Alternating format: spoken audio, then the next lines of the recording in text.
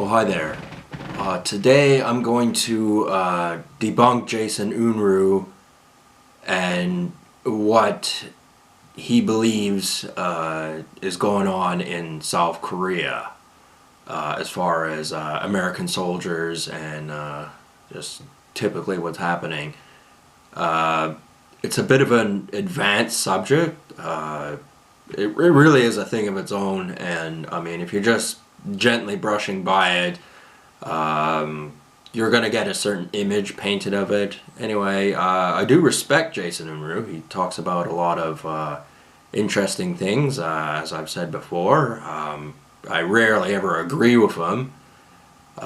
In this particular instance, I don't agree with his stance on South Korea. I feel as though he's coddling to Asian children. And I've grown up in a world where I was treated like a second-class citizen, and they had all the doors open for them and were more successful than I've been, not because they're smarter, but because they had opportunity where I did not. And Jason Unruhe is reinforcing this standard. So anyway, I'm here to knock him down a peg. One of Jason Unruhe's main critiques of the American soldiers in South Korea is the alleged raping that goes on. Any and all rape is unacceptable, and it's something that definitely should be frowned upon.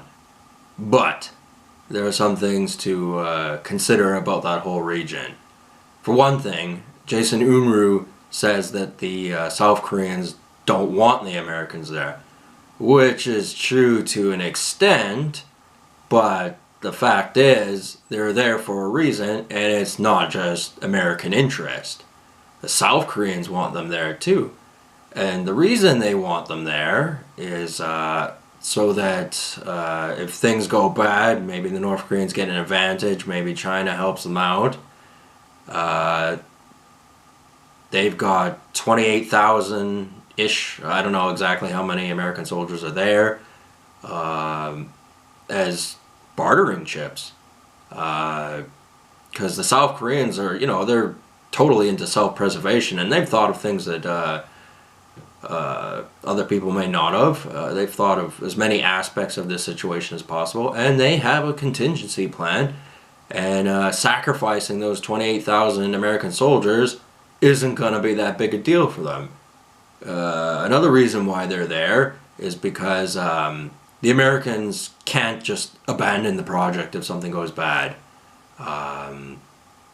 They can't just drop a bomb and settle things. The South Koreans need reassurance that that isn't going to happen. So that's why they require, it's not that they are laxed about it or anything. They require X amount of soldiers at any given time in South Korea. And they don't need them for the military muscle, because I mean, let's face it, if China comes in with a 45 million man army, 28,000 Yankee soldiers isn't going to make that much of a difference. Yeah, I mean, nothing that an airstrike or the nuclear war couldn't settle anyway. 28,000 human beings being sacrificed, not only by the South Korean government, but also the American government, who wages war by having arguments in Congress and scribbling shit down on paper. Well, real people have to put their asses on the line.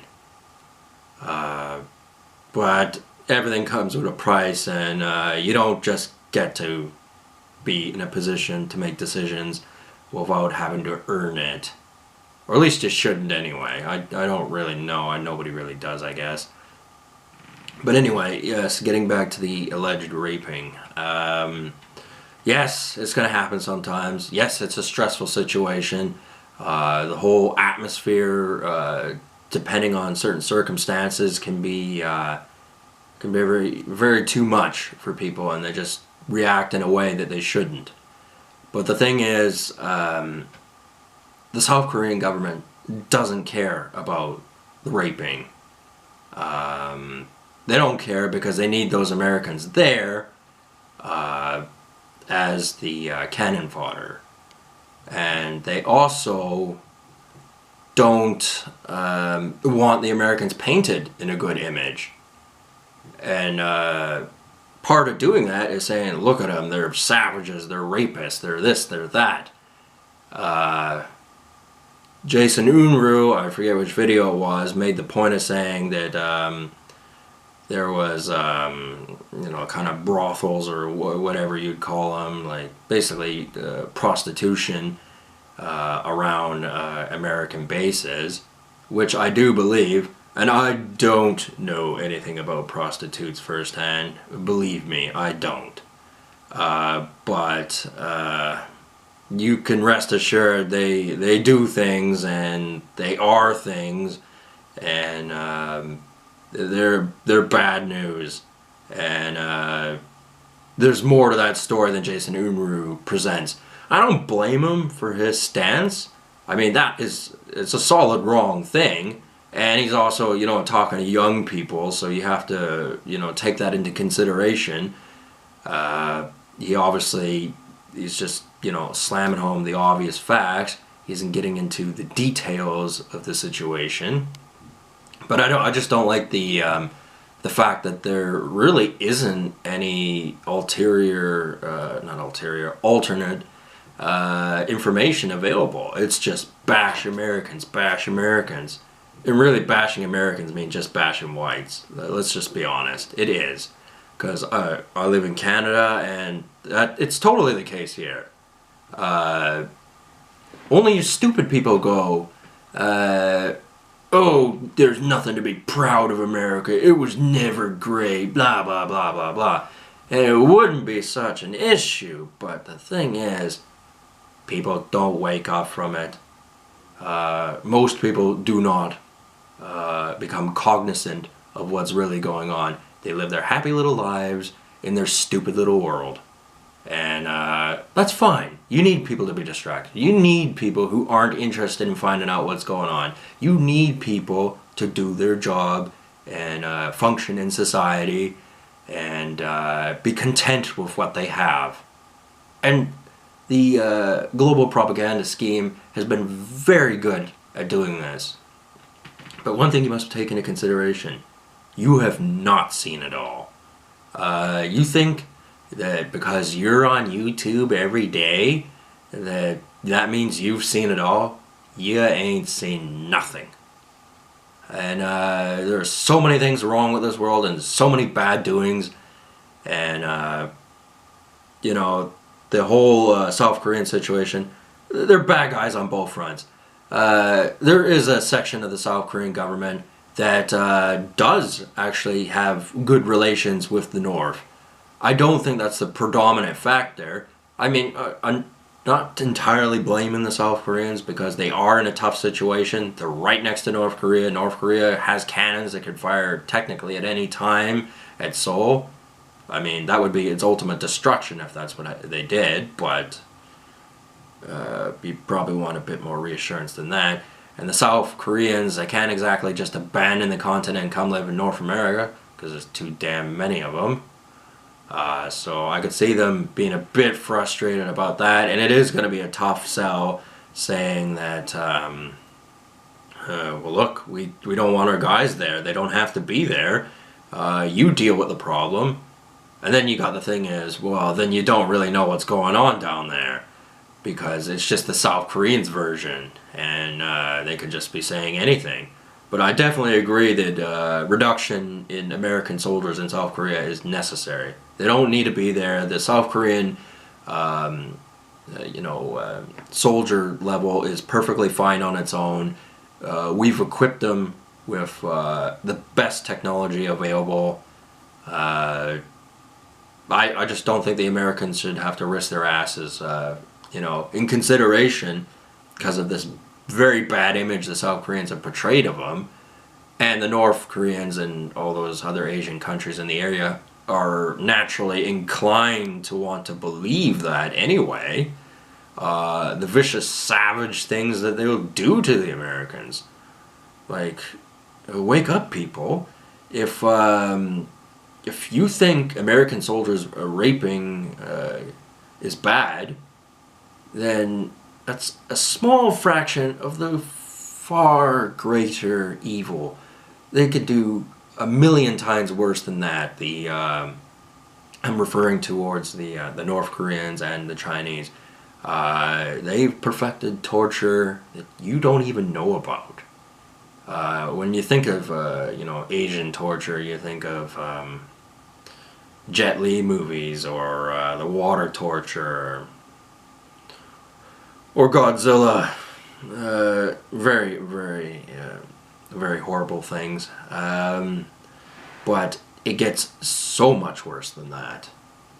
And there are people out there who go, hey man, you're not allowed to say it. It's true. You're not allowed to say it though, because you can't have people thinking or, just coming to conclusions that they don't have a WikiLeaks for, or it wasn't said on the news,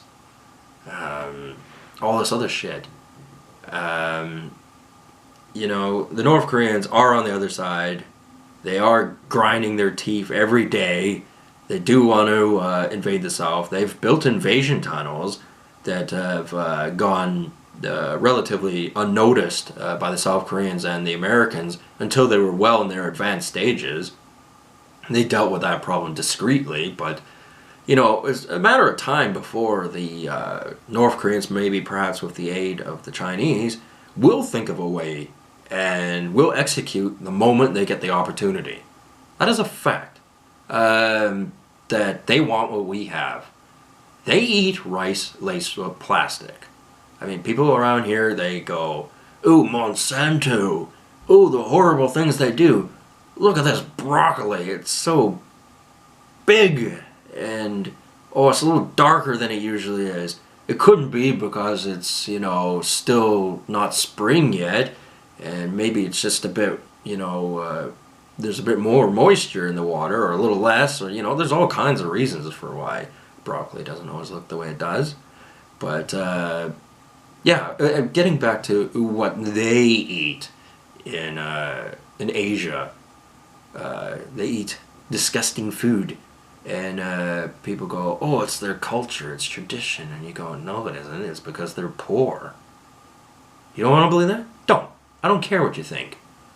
I'm just voicing my personal belief that the situation is not so black and white as so many people insist that it is. And it's because they want to feel important. They want to feel like they're intellectually better than other people. And their way of doing it is pretending they're all-knowing and telling you as little as possible, and you eating it up and worshiping them over it. To me, that's the epitome of pathetic. And Jason Unruhe is exactly that. Yes, he's a nice guy in some ways, and yes, he's right in some ways, but do I agree with him on a lot of things? No. Because I know the third world just wants to bring us a tsunami of misery stories and propaganda to make us guilt trip us into taking them. And if you go, well, I'm just going to ignore that, or I don't care, or I enjoy it, or whatever, then you're a villain. You're the problem. Because from childhood on, we've been smashed into our heads as Canadians that, we're good-natured, we're polite, we open doors for people, we're smiling, we always say, hello, how you doing, and that sort of stuff. And to an extent it's true, you should be like that. You shouldn't be rude for no reason, but I'm just saying that there are complicated reasons for why certain things are the way they are, and they stay the way they are, because anyone who can form an argument against certain things, it's almost going to take them into a room and explain to them exactly why they're wrong and why they need to be quiet. And Jason Unruhe is one of those people. because he is wrong. I do not embrace multiculturalism. I do not embrace the LGBT, whatever the fuck you call them, the homosexuals and lesbians. You want to act like a freak? You go on ahead. But you start trying to get into the education system and start brainwashing young people who don't know any better into believing your stuff, then unfortunately you have to deal with people like me. And my followers can fill in the blanks for anything I miss out in my videos, because I don't get everything, you know. I am a hermit king after all. I only know so much. A lot of people thought that, you know, eventually I was just going to roll over and play dead and not even understand what was going on, or I was going to live vicariously by going along with the system, going along with the wave. Now, the wave is something I'll describe later, but for now, just think of it as a sports thing, you know, like where they're doing the wave in the arena. Think of it that way. Because there's no single there's no single person who makes decisions. It's a team effort. That's why there really isn't such thing as a dictator anymore. You know, an absolute one anyway. Yeah, so the South Koreans, getting back to that, the South Koreans are every bit as evil as the Americans, and every bit as the Chinese. They play both sides. It's last man standing. Well, some people will go, hey Jimbo, but you know what? Fuck Hey Jimbo. That wasn't a good movie. Last Man Standing was a good movie. They play both sides, the South Koreans. And you can't really blame them for doing it, but it ain't in the white man's interest. And it is about time they learned who was master. And it ain't no stinking Asian living in a mud hut or working in a factory. And if you don't want to wake up to this world, you don't want to wake up to reality on how things really are, then, well, you go on ahead and stay stupid. I don't care. It's people like you who are trying to take away people like me their ability to think for themselves, to not go along with the propaganda wave that you brought upon. This is Jason Unruhe. And it's not just him. It's his followers, his superiors, his friends. And he has to know that there are people who see the good in him, see all the nice things he does, but still don't like him because they don't agree with politics. They don't agree with his politics. They don't agree with his stance on things. And I'm able to make cold-hearted decisions because I'm disconnected. I don't really know what it's like to have too many friends. And, you know, I don't have a problem having Asian friends. That's not a big deal for me. But I've been able to develop on my own without too much outside interference or meddling, that I can formulate an opinion about the world, and I don't care about making my Asian friends mad. Because the thing is, it's all about the chain. And if the chain is broken, if the Asians in the city I live in fail, because they're basically a satellite, group of people for the Chinese or the Asians in general. If they fail, they're just looked at as failures. They're expendable. Nobody cares about them. Which is the same thing as the American soldiers in South Korea. It's a cold, heartless thing that they do, the superiors. So my advice for the Asians is be good-natured people, work hard, don't step on anyone's toes, and you'll be fine.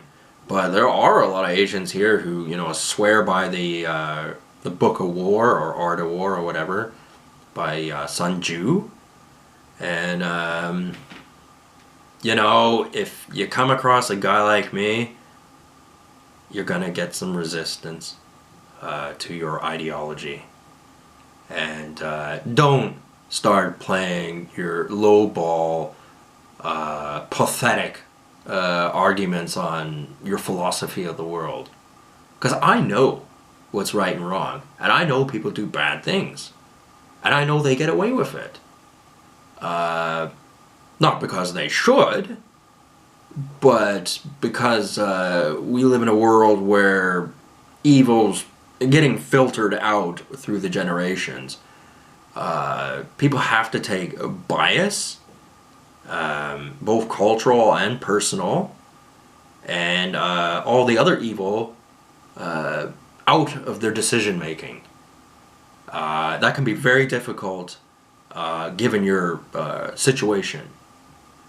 I mean, I know from my experience, the way the world's treated me for the first 30 years of my life, that I have many reasons to be bitter and be pissed off with things, but I don't let it get to me. I'm not going to be that way. I am going to, I'm going to do my part to try and fix what's wrong with this country and this world. However small that's going to be. We'll just, we'll play it by ear. But I'm telling you, the whole Korean situation is it's a hot button. Shane Smith, in the documentary he made, said it's literally the end of the world. And it very well could be. Not because the North Koreans are technologically advanced, not because the South Koreans couldn't bitch slap them left, right, and center, but because the Chinese would get involved. And probably all the other Asians, and we don't even know what India would do in that situation. It's one of these things, and people don't understand that white genocide is a real thing. And there really aren't enough white people to repel this kind of black hole that just, tries to pull everything into it. Because there's the event horizon. As soon as you go in there, you don't come out.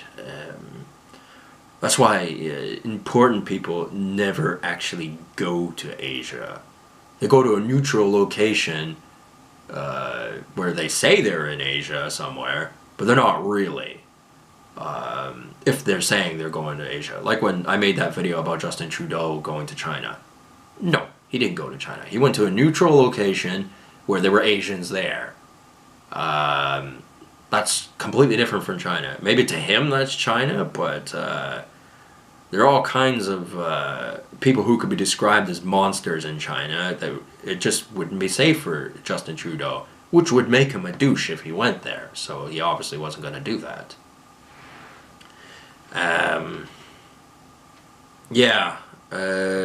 Public opinion needs to change. People need to wake the fuck up. They need to know exactly what's going to happen to them if they go to Asia. That they are going to be watched. That they have to color inside the lines at all times. And that's if you're stupid enough to go there. I would not recommend it to anybody. Sure, like I said before, a lot of people go there, they have fun time, come back, have good memories, but a lot of problems with Asia, and because it's cheap is not a good reason to go there. Well, and then people go, well, in France there was just a terrorist attack, man, and that was that was so horrible, and it was, but that doesn't actually happen that often. And France is, it's got its own scene. I haven't been there many, many years, and I was a small child when I went there, but I would be very interested in going to France. The French, there's some things about them that are very cool.